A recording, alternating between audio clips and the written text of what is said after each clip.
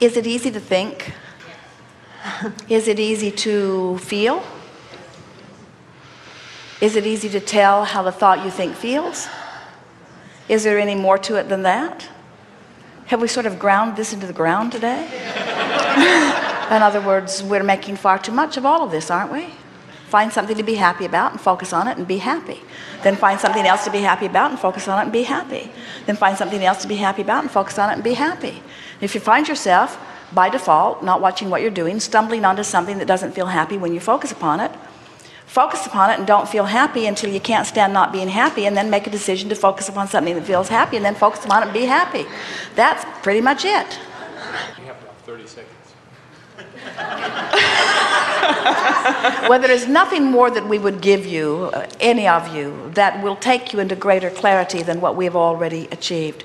We want to say to you that we found this particular gathering not only interesting but highly productive, in that we moved into places that we have not been before. This was a really powerful seminar where the nitty-gritty of your questions took us into places that we have not been before. Having said that, we want to leave you with something that we can feel has arisen as a result of the time that we've spent together today, and that is, we are all making too much of all of this. In other words, thoughts create, and you have the ability to direct your thoughts. And as you direct your thoughts, your feeling about the thoughts that you are directing will improve. And if you will let your life be about reaching for the best feeling thought that you can find from wherever you are, the universe will continue to deliver to you more opportunities, not only to expand, but more opportunities to revel in the deliciousness of what you have lined up. If we were standing in your physical shoes, we would vacillate between two intentions, and they are very simple intentions. The first one would be, I want to feel good as much as I can feel good, which means I'm going to pay more attention to how I feel, and I'm going to more deliberately guide my thought. And the second intention that we would leave this gathering with, which really falls on the basis of what we have just said, is, I am determined. And think of the power of the word determined. I am determined to tell the story, all stories, the story of my life, the story of my wishes, the story of my past, the story of my present.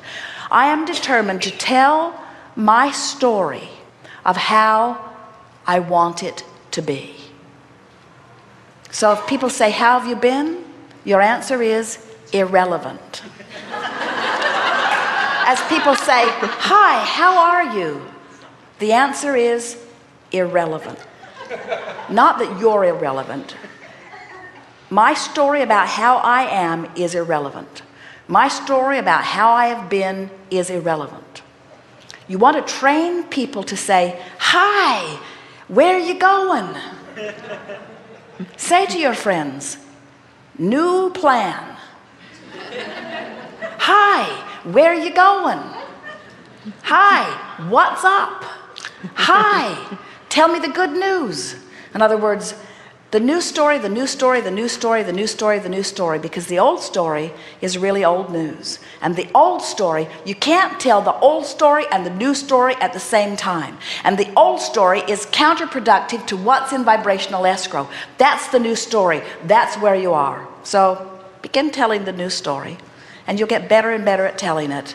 Tell it not because you're trying to use it to get to where you want to be. Tell the new story for the joy factor in the telling of it. So your friends are going to come to know you as the one who is always happy about explaining where you're going. It's the best teaching that you could ever do. Words don't teach. You teach through the clarity of your example. We have enjoyed this interaction immensely. There is great love here for you. And as always, we remain eternally and blissfully incomplete.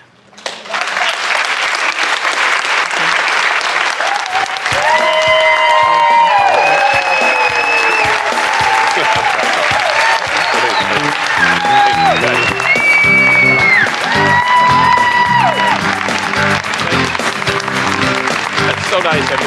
Thank you very much. Bring Esther up and say thank you to Esther, please. It can happen when you get out.